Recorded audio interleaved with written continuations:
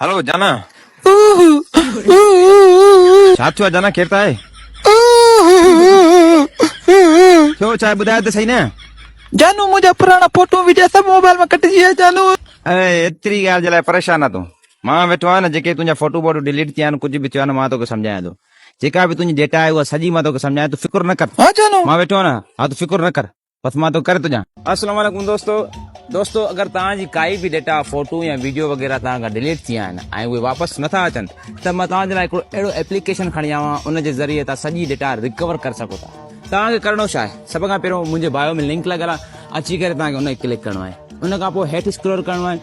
recover data जो option ईंदो उन ते तव्हां क्लिक करिणो आहे उन खां पोइ हेठि स्क्रॉल करिणो आहे क्लिक हेयर जो ऑप्शन ईंदो उन ते क्लिक करिणो आहे